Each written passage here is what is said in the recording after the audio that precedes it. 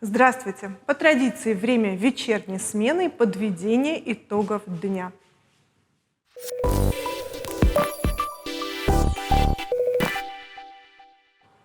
С сегодняшнего дня в меню школ Северной Осетии появится национальное блюдо осетинские пироги с картошкой.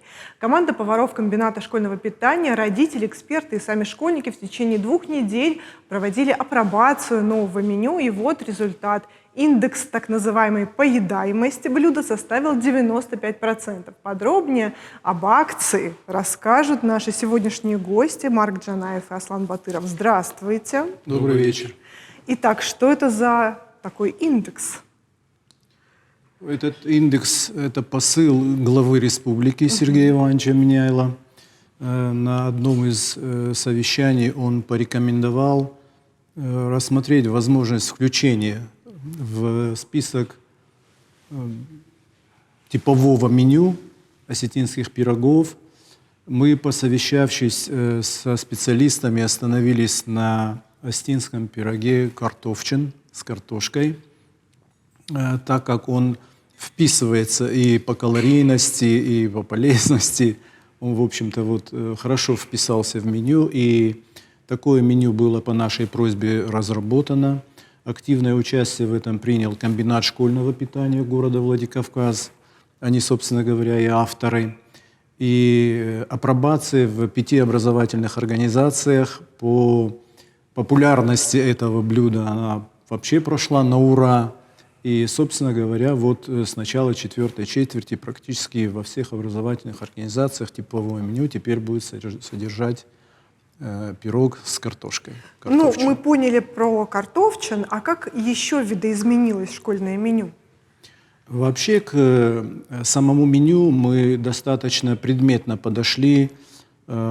И в прошлом, и в позапрошлом годах мы, посоветовавшись с Институтом питания, с федеральным, попросили для нас, специально для нашего региона, разработать типовое меню для начальной школы. Чуть позже мы обратились с аналогичной просьбой уже для профессиональных организаций, для средних. И такие меню нам были разработаны для нашего региона, которыми практически сегодня пользуется вот вся республика. Это меню сделано по последним стандартам организации горячего питания, с учетом калорийности, наполняемости блюд. И, собственно говоря, вот сегодня мы в ногу шагаем с требованиями дня.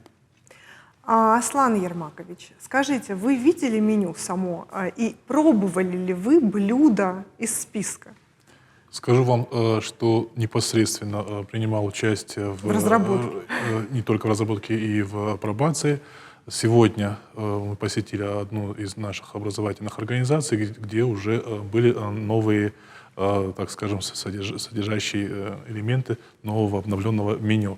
Вот Марк Хазбевич отметил, что пироги были, еще скажу о том, что внесены. У нас 10-дневное меню, оно действует, поэтому кроме пирогов еще наши коллеги внесли дополнение. И есть у нас теперь бутерброды с ветчиной, с куриной. Это все основывалось, кроме посыла главы республики, еще и на желании, и, так как вы сказали, индекс поедаемости детей. Все это мы вместе обдумывали и все это взвешивали правильно. У нас внесены изменения. Теперь у нас не просто каша, а каша с фруктами, с ягодами. Сегодня мы ее увидели впервые, эту кашу.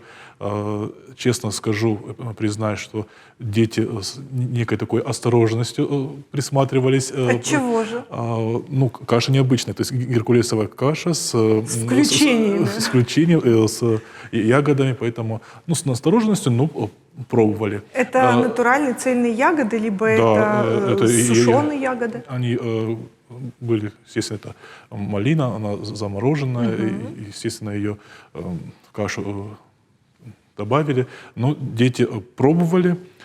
Не скажу, что все прям 100% все поели, но попробовали. Нужно, наверное, какое-то время, чтобы дети к этому привыкли. Это, конечно, необычно, да, то есть геркулесовая каша с ягодами. Дети, может быть, и не готовы. Я думаю, что на следующий раз уже будет больше. Поэтому мы все это контролируем, смотрим. Если она, так скажем, не будет пользоваться популярностью, то мы можем это опять менять. У нас на сегодня с Министерством образования такой принцип, что мы все это пробуем и смотрим, как дети реагируют. Вы сказали, что учитывалось мнение детей, а детей, мнение родителей. детей, родителей. И, так скажем, вот инициатива главы республики, она еще была подкреплена и мнением родителей, детей. Потому что мы делаем же для детей, поэтому они главные здесь. Мне кажется, что в большинстве своем дети хотели бы видеть в меню сосиски в тесте, пиццу и прочий фастфуд, который, наверное, не полезен растущему организму, но они об этом не задумываются. Вот такие пожелания учитывались? Конечно, все это мы слышим, но мы это все обсуждаем со специалистами. Если вот говорить, скажем, про те же сосиски, которые очень востребованы в детской среде, но для этого нужно выдержать стандарты приготовления вот этих сосисок. Мы с федеральными экспертами это все обсуждали, и наш комбинат школьного питания предполагает к следующему уже, наверное, учебному году этот вопрос тоже проработать. У нас местные производители есть те, которые детские сосиски вот под таким термином готовы выпускать, и мы в следующий раз будем к этому двигаться. Но это должно быть выдержано по стандарту. Марк Хазбиевич, получается, что меню, оно будет повторяться с какой-то периодичностью, да? Как долго будет вот, заявленные блюда в меню, и потом, когда они сменятся на какие-то другие? Как эта система будет работать, алгоритм как устроен? Мы предполагаем, что сегодняшняя разработка институциональная, она ляжет в основу организации горячего питания. Но, как Аслан Ермакович отметил, не возбраняется дополнять по интересам или по запросам нашего ученического сообщества и при активном участии родительского сообщества видоизменять. Но я тоже присоединяюсь к мнению своего коллеги, что все должно быть в рамках требований, которые выдвигаются к горячему питанию в общеобразовательных организациях. И в этом плане у нас есть налаженное сотрудничество и с Роспотребнадзором, и с Центром гигиены и здоровья региональным. И в этом плане согласованные наши требования к меню, они дадут возможность видоизменять ровно столько, сколько это возможно и полезно для учащихся. Вы сказали горячее питание, а вот вопрос с разогревом блюд, которые могут остыть, он тоже как-то решен? Марк Хазович, тогда, если вы позволите, администрация города с прошлого года проводилась очень активная работа, чтобы мы этот вопрос сняли. У нас сегодня большинство учреждений готовят на месте. Максимально мы стараемся, чтобы приготовление происходило в пищеблоке каждой школы. С пылу с жару. Да, кроме того, было приобретено большое количество оборудования, которое нам позволяет держать в подогретом виде. Это и мармиты, и пароконвектоматы были приобретены.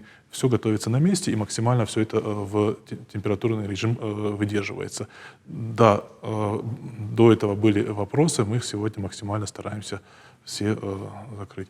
Мы регулярно сами посещаем учреждения, и вопросы организации питания у нас одни из приоритетных, поэтому стараемся все эти вопросы, когда возникают и у родителей какие-то пожелания, какие-то вопросы возникают, мы максимально стараемся на это реагировать. Большое спасибо здесь хочу сказать сотрудникам Владикавказского комбината питания, которые очень активно стараются выдержать все требования, которые сегодня предъявляются. У меня есть еще несколько вопросов, и я их вам непременно задам. Итак, дети с сахарным диабетом и дети с непереносимостью лактозы, например, вот их интересы тоже были учтены? Безусловно. Во-первых, они учтены при выстраивании стоимостной базы для учащихся с ограниченными возможностями здоровья. Сумма, которая гарантируется государством, она составляет 113 рублей на одного учащегося. И все предписания медиков в этом плане соблюдаются. Для них организовывается двухразовое питание, в отличие от абсолютного большинства. 52 тысячи учащихся сегодня питается в образовательных организациях. А вот это отдельная категория, их до 3000 всего по республике, и поэтому их интересы, их здоровья, они не просто соблюдаются, но и гарантируются образовательной организацией. А что касается религиозных соображений, вот, может быть, некоторые дети не употребляют в пищу свинину. Вы сказали, что ветчина куриная, я заметила. Куриная, мы поэтому подчеркнули, но есть у нас такие образовательные организации, где пожелания родителей, что касается халяльного мяса, они выдерживаются. Мы обращали внимание работников комбината школьного питания, и они мясо приобретают в специальном месте, где все делается в соответствии с религиозными требованиями. И последний вопрос. Могут ли родители проверить качество? Не только могут. Мы активно с Министерством образования это делаем, приглашаем. Мы периодически проводим такие дни дегустации. Мы приглашаем родителей, родительский контроль мы только приветствуем. В каждой образовательной организации у нас есть график. И, в принципе, каждый родитель имеет такое право, и мы только это приветствуем. Более того, у каждой образовательной организации есть свой сайт, и на этом сайте указана горячая линия. Мы можем привести любую школу города Владикавказа, да и районов республики, где родители активно могут обращаться и высказывать свои замечания, и таковые случаи бывают, кстати говоря. Кроме того, есть горячая линия Общероссийского народного фронта, регионального отделения. Мы с ними очень тесно работаем в этом плане. То есть организация, она достаточно открытая, но сказать о том, что она вот настолько раскрытая, это было бы некорректно с моей стороны, но в рамках тех графиков, о которых говорит Аслан Ермакович, мы готовы принимать и родительское сообщество, ну а специалистам Роспотребнадзора им приглашение не нужно, они достаточно частые гости. И, кстати говоря, по отдельному графику. Да. Тотально, по отдельному графику они у нас бывают. Что касается вот упомянутого Центра гигиены и здоровья, я бы хотел выразить им признательность, потому что практически все образовательные организации заключили с ними соглашения, уже в начале учебного года заключаются такие соглашения, на весь учебный год по лабораторным анализам приготовляемой продукции. И это осуществляется системно с их стороны. Что ж, тогда остается пожелать нашим деткам приятного аппетита. Большое спасибо. Вам большое спасибо за то, что пришли, и за вашу работу. Реклама на канале, не переключайтесь.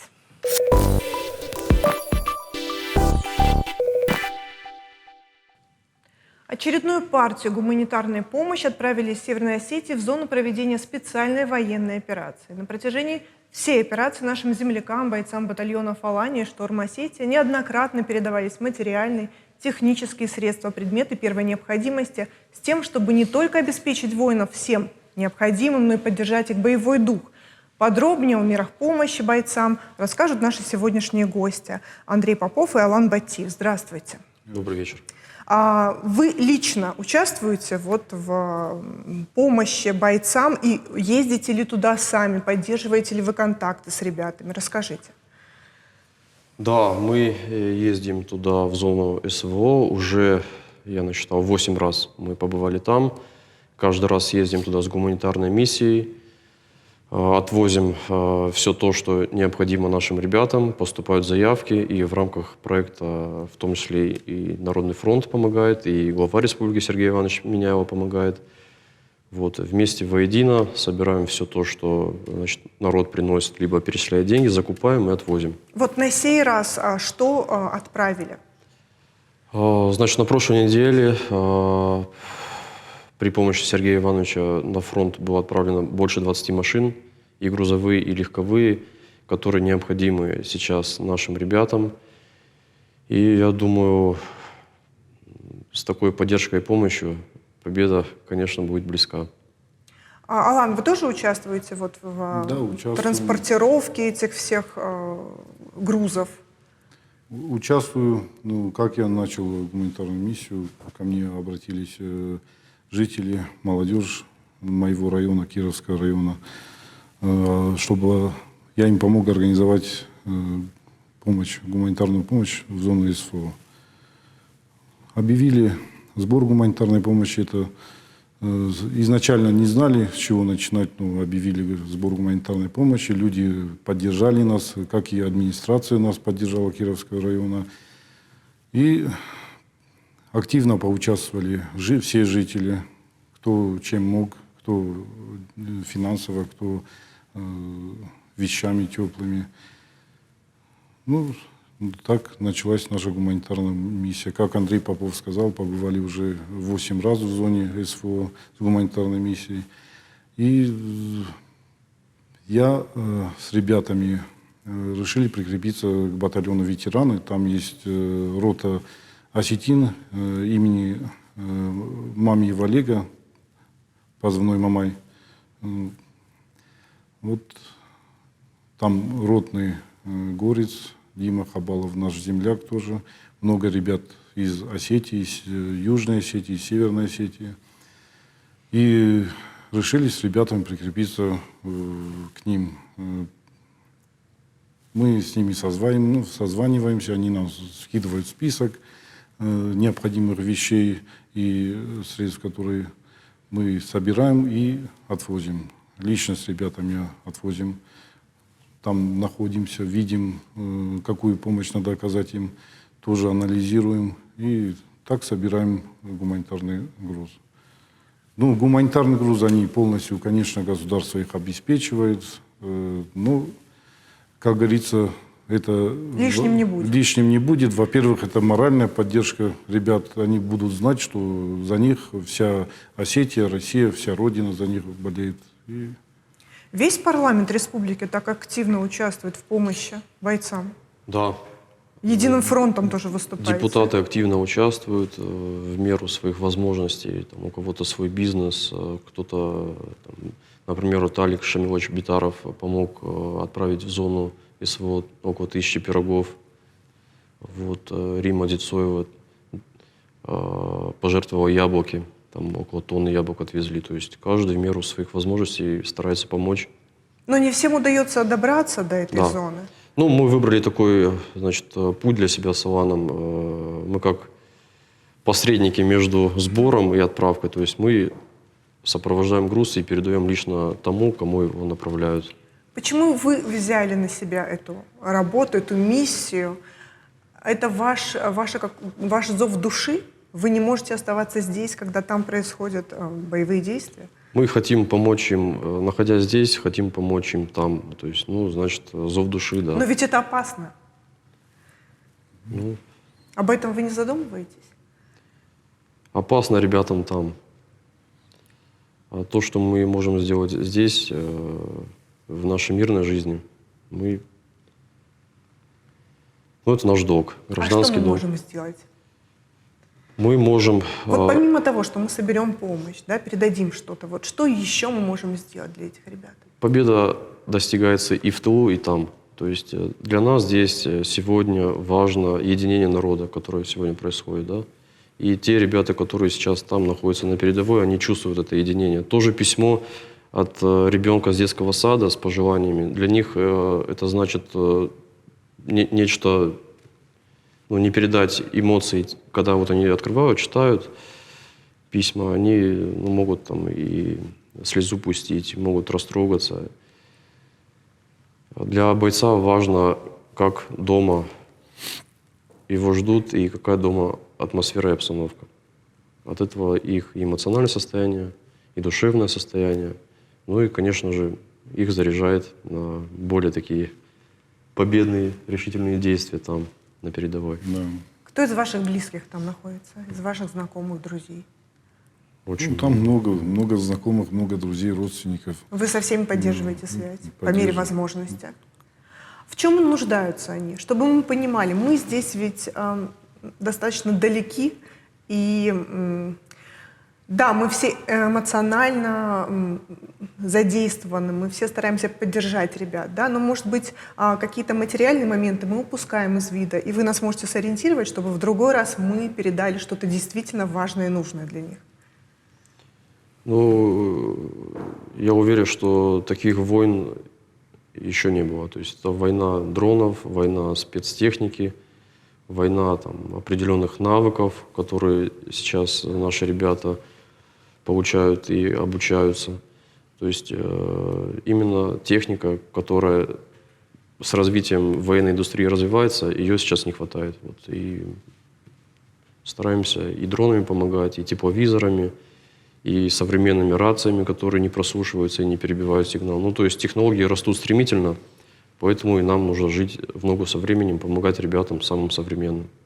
А может ли кто-то из наших зрителей, вот так же, как вы, сам поехать туда и передать какую-то помощь? Это возможно? Возможно, возможно. Если он заранее все обговорит, если он будет знать конкретно, в какой батальон ему надо поехать, и предупредить там командира батальона, он, я думаю, решит этот вопрос и с ним увидится, и он может так передать гуманитарный груз.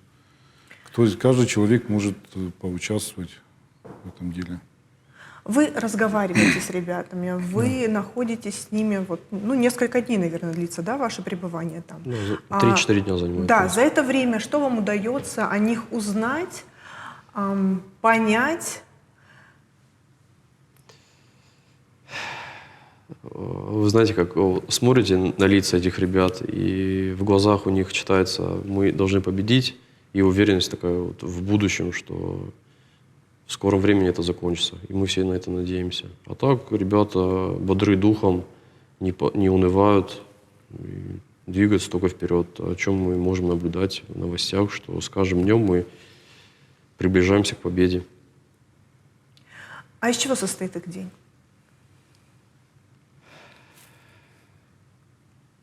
Как сказать? Как есть. Ну, там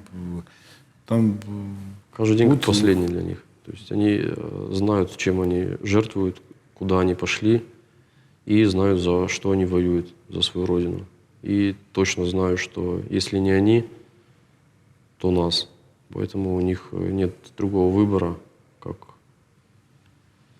выполнять свою боевую задачу.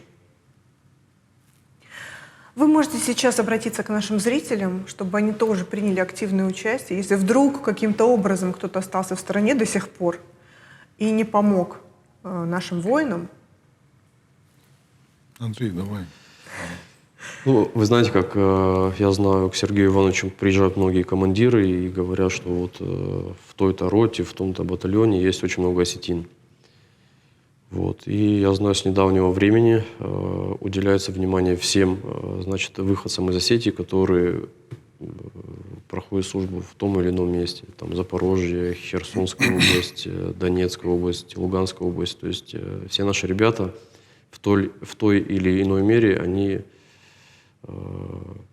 задействованы, да. Везде, да. На всех локациях. Да. И вот хороший проект «Все для победы Народного фронта», хочу добавить, может любой желающий принести посылку, либо пожертвовать деньги. И на эти деньги приобретается то, что поступает по заявкам оттуда. То есть если спецтехника, то спецтехника, если там лекарственные препараты, то лекарства. И передается лично в руки тому, кто это заказал. И все прозрачно, можно быть Все уверенным, прозрачно, что дойдет до да, адресата. Да. Алан, и ваша очередь. Вы не останетесь в стороне. Что, по-вашему, главное для бойцов сейчас? Главное для бойцов сейчас поддержка, чтобы они ощущали поддержку отсюда, где протекает мирная жизнь, чтобы они были уверены, что их поддерживает народ, чем они там заняты, защитой нашей Родины. Поддержку мы им показываем вот таким способом, что обеспечиваем им гуманитарной миссией, гуманитарным грузом. Мне кажется, рукописные тексты действительно работают в этом смысле и могут придать... Письма детей, картинки детей, пожелания от детей, И тем самым они ощущают поддержку. Достаточно вспомнить в годы Великой Отечественной войны, как ждал солдат каждый вот эту треуголку, треугольник, письмо, как ждали близкие это письмо с фронта. И мне кажется, это самый действенный способ. Ну и, конечно, тоже свое мнение выскажу, поменьше негативных комментариев в социальных сетях. Ребята читают это, видят, скорее всего. Читают, видят и... Ну, конечно, не до этого бывает. Там и особо интернета тоже нету. Ну, Они постоянно заняты делом. Да. Они постоянно меняются. Одни на передовой, другие отдыхают, и постоянно смена идет. И когда они отдыхают, им не до этого, чтобы они в соцсетях сидели, там читали. Ну, конечно, письма, которые до них доходят, такие доброжелательные от детей, они, конечно, перечитывают. Я сам лично в этом убедился, там находился, они собираются в круг и читают письма по очереди. И это, конечно, трогает человека за душу и очень бодрит их. Спасибо вам огромное. Спасибо. И я надеюсь, что каждый наш зритель сейчас что-то понял для себя, что-то услышал, принял к сведению, и действительно всем миром мы дадим ребятам эту поддержку, этот дух, дадим им понять, что они не одиноки. Да. Спасибо. Спасибо вам. Реклама на канале, не переключайтесь.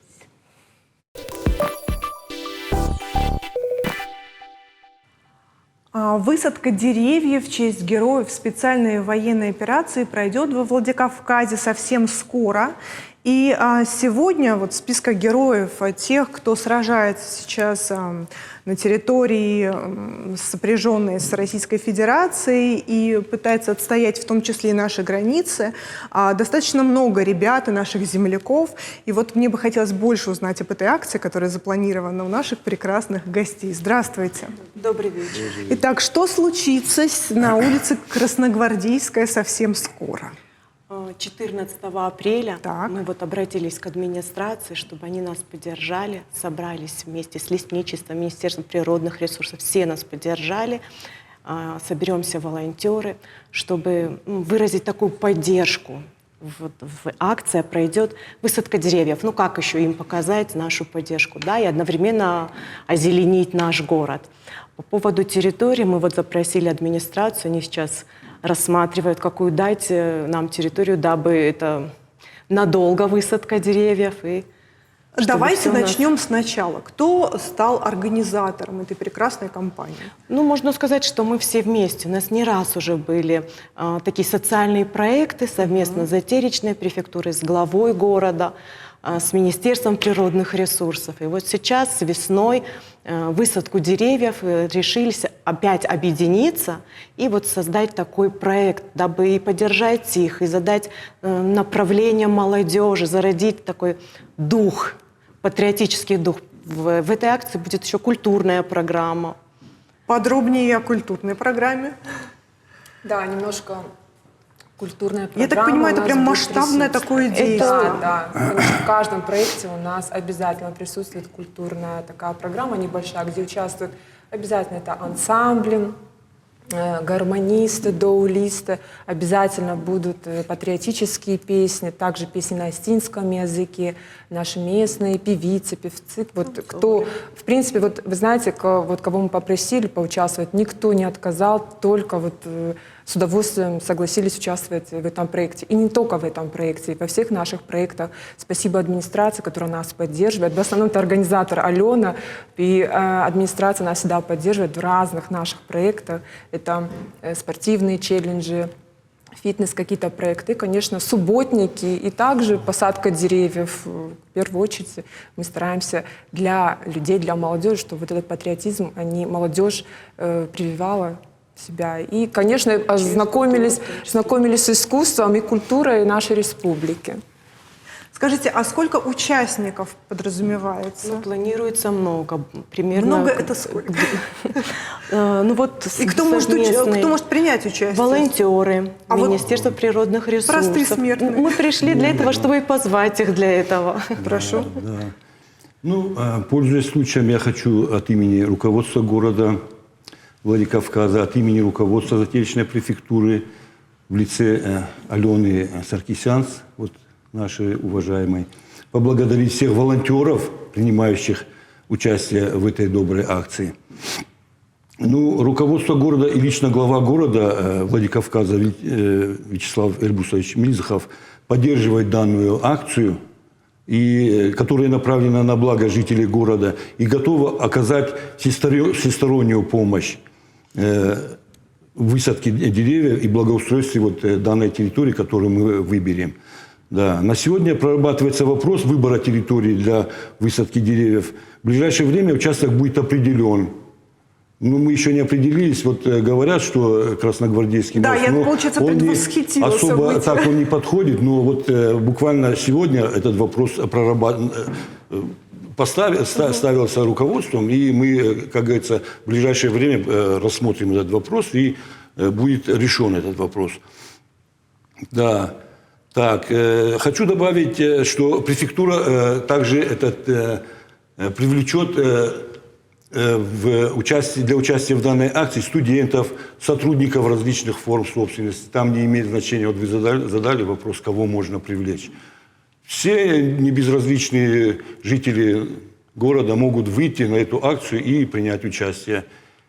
Без проблем, пожалуйста. Осталось понять, вернее, назвать еще раз дату, чтобы уж точно не пропустить это событие. Да. 14 апреля в 10 часов утра. Мне хочется поговорить о самой идее. Почему деревья? Ну, деревья — это память. Это такое укоренить, можно так даже сказать, это надолго, это благо городу, озеленение городу. Ну и такая ассоциация деревьев с жизнью. Такие сейчас действительно непростые события. Да, да. А что за саженцы? То есть там какие-то определенные деревья? Или... Каштаны, липа. Ну, для того, чтобы надолго это было. Да, вот такие, да.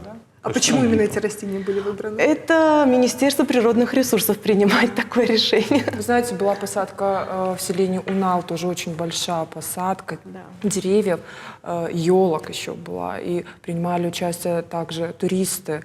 Были иностранные какие-то туристы с России, там, с Питера, с Москвы. Огромное количество было, большая посадка. Также проходили мастер-классы, обязательно были танцы, песни. Было очень интересно. А будет ли за каждым конкретным деревом закреплено какое-то имя? Ну, наверное, вот вашим словом мы так постараемся, да, возможно, что-то подобное. А как вы считаете, это сплотит наш народ? Безусловно. Безусловно. Получится, это, конечно. Я как только приглашаю и спонсоров, у нас будут спонсоры, которые нас и покормят, и поддержат, и потанцуют, приглашаю ансамбли. Все за, и даже просят, а можно я приведу детей? Школы позвонила, да, а можно дети, точнее родители изъявили желание прийти с детьми. Это уже, вот я говорю, и у меня уже поднимается, это уже очень много. Даже если мы одного человека вдохновим таким мероприятием, я думаю, что мы вдохновим весь мир. Поддержим. Я для себя уже знаю, где я буду в заявленный день. Спасибо вам большое за то, что вы мало того, что делаете наш город красивее и экологичнее, так еще и думаете о душе и о каком-то более высоком смысле. Благодарим вас. А можно еще, да, закончить также благодарностью? В ответ я не ожидала. Всегда руководители наши, Мильзихов Вячеслав Эльбрусович, Затеричная префектура всегда участвует с нами, и я от своего имени хочу поблагодарить за постоянную поддержку. Спасибо. И послесловие еще быстро я скажу. Отдельная благодарность Ристон ТВ в лице продюсера. Я совсем недавно, перед Новым годом, оказалась совершенно случайно в одной акции мероприятий среди альпинистов, где девочка мечтала, девочка с больницы, мечтала попасть на Ристон ТВ. Да. И мы случайно с ней обменялись.